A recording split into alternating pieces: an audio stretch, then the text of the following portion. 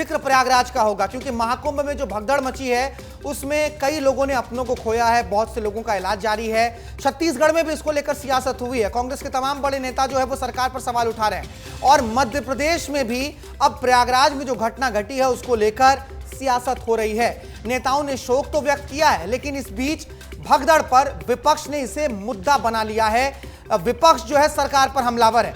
अखिलेश यादव हो जाएं या फिर राहुल गांधी, इन दोनों ने ही इसको लेकर सवाल उठाया है। अखिलेश यादव ने भी सरकार पर, व्यवस्था पर सवाल उठाया है। उन्होंने इसको लेकर सरकार से सवाल पूछा है कि व्यवस्थाओं में कहां कमी रह गई, चूक कहां हो गई। पहले से ही मुखर रहे हैं वो प्रयागराज में महाकुंभ को लेकर। राहुल गांधी भी दूसरे तरफ नेता प्रतिपक्ष, उन्होंने भी ट्वीट करते हुए इस पूरे मामले पर सरकार को घेरने का काम किया है। अब राहुल और अखिलेश के बयान पर मध्य प्रदेश में भी राजनीति जो है वो चरम पर है। बीजेपी विधायक उषा ठाकुर और जबलपुर से कैबिनेट मंत्री राकेश सिंह ने राहुल और अखिलेश के बयान पर जमकर पलटवार किया है। उन्होंने कहा है कि कांग्रेस पार्टी की नीति बन गई है कि कोई भी घटना हो तो वहां पर संवेदना से पहले सियासत शुरू कर देना है। जिसको कहते हैं ना कि बिल्ली के भाग से छींका टूटना, ये इंतजार कर रहे थे कि कहीं कोई अवसर मिले इनको कुछ कहने का। इतना बड़ा कुंभ है जहाँ करोड़ों लोग आकर स्नान करके जा रहे हैं, जहाँ सब इतना अच्छा चला, उसके बारे में तो एक भी बयान इनका नहीं आया। देखिए, कुंभ के बारे में ना तो अखिलेश जी और ना तो राहुल जी, दोनों को कोई अधिकार नहीं बनता टीका टिप्पणी करने का। सनातन से जिन लोगों का लेना देना ना है वो इस पर टिप्पणी ना करे तो ही बेहतर है। ये विश्व का सबसे बड़ा सम्मेलन, आज लगभग 10 करोड़ लोग वहाँ पर इकट्ठे हुए। सब नागरिक भाई बहनों से मेरी करबद्ध प्रार्थना है कि वो अपने आत्मिक अनुशासन का पालन करें। यदि हम अनुशासन तोड़कर और आचरण करने लगेंगे तो फिर इस प्रकार की दुर्घटनाएं सामने आती हैं। लेकिन ये तस्वीर देख लीजिए आप, इसी तस्वीर पर बवाल मचा हुआ है। दरअसल हुआ ये था कि बीती रात जो है, देर रात लगभग 2 बजे के आसपास जो संगम नोज का इलाका है वहां पर अचानक से भीड़ बढ़नी शुरू हो जाती है। हालांकि प्रशासन ने पहले से ही लोगों को कह रखा था कि इस इलाके में आप मत आइए, यहाँ पर श्रद्धालु आएंगे, यहाँ पर साधु संत आएंगे, यहाँ पर श्रद्धालुओं के आने की अनुमति नहीं है। लेकिन लोगों ने संयम नहीं बरता और इसके लिए वीवीआईपी मूवमेंट को जिम्मेदार मानना भी बहुत जरूरी है।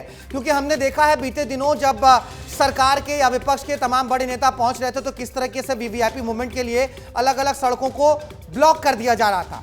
तो संयम नहीं बरत पाए श्रद्धालु, भगदड़ की स्थिति मच गई और उसके बाद अब सियासत जारी है। अंचल जी हमारे साथ जुड़ गए हैं।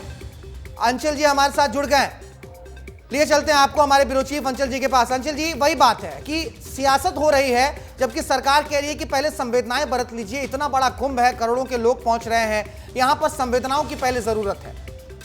देखिए भारत, सबसे बड़ी बात यही है कि जब सनातन और धर्म की बात आती है तो भारतीय जनता पार्टी की संवेदना हमेशा ही नजर आती है। और देखिए, जब हम अखंड भारत की परिकल्पना कर रहे हैं, अखंड भारत की बात कर रहे हैं, तो आप देखिए महाकुंभ में सभी जाति, सभी वर्ग के लोग एक ही संगम में सारे लोग स्नान कर रहे हैं। मतलब कोई भी जाति पाति या ऊंच नीच का भेदभाव नहीं रह जाता, एक ही संगम में सारे लोग वहां पर स्नान कर रहे हैं। और यही भारत की सभ्यता है और यही भारत की ताकत है कि हम अखंड भारत होने की ओर अग्रसर हैं। और ऐसे में महाकुंभ में जो घटना हुई, इस बात का खेद सभी दलों के लोगों ने जताया है। लेकिन कांग्रेस और सपा पर जिस तरीके से निशाना साधा है, चाहे वो भारतीय जनता पार्टी के मंत्री हों या पूर्व मंत्री हों, उन्होंने साफ तौर पर कहा है कि कांग्रेस पार्टी को तो इस पर टिप्पणी करने का अधिकार ही नहीं है, क्योंकि चुनाव के समय पर त्रिकुंड और जनेऊ पहनने वाले लोगों को इस पर बात करने का अधिकार ही नहीं है। सनातन धर्म से जिनका कोई लेना देना ही नहीं है, जब वो आज तक कुंभ में गए ही नहीं, उन्होंने दर्शन की, वहां स्नान किया ही नहीं, वहां गए ही नहीं, तो वहां की व्यवस्थाओं के बारे में क्या जाने। जब इतने करोड़ लोग यहां पर आ रहे हैं तो इस तरीके से घटनाएं आमतौर पर हो जाती हैं और पहले भी घटनाएं ऐसी हुई, इस तरीके का हवाला दे रहे हैं। लेकिन वहां की जो व्यवस्था है, वहां जाने वाले लोग बता रहे हैं, लगभग 5.5 से 6 करोड़ लोग स्नान कर चुके हैं। और इसके बाद अभी दो शाही स्नान और बचे हैं, उसमें भी लोग लगातार जा रहे हैं। पूरे देश भर के लोग, यहां तक कि विदेशों से भी लोग यहां पर आ रहे हैं। और अखंड भारत की जो परिकल्पना है, एक ही संगम में सारे लोग नहाने की, वो आप देख रहे हैं कि बिल्कुल सही कहा आपने। अंजल जी, आपने सही कहा कि जो लोग पहुंचे ही नहीं है वो भी बयानबाजी कर रहे हैं। और हमने तो देखा, इसी मध्य प्रदेश में आए थे मल्लिकार्जुन खड़गे, उन्होंने तो कहा जाइए ही मत, प्रयागराज मत जाइए, गंगा में जाने से कुछ नहीं होता, गरीबी नहीं हटती है। तो कांग्रेस पार्टी के लिए जरूरी है कि थोड़ा पहले संवेदना बरत लीजिए, संयम कर लीजिए, सियासत होती रहेगी। बहुत शुक्रिया आपका तमाम जानकारियों के लिए।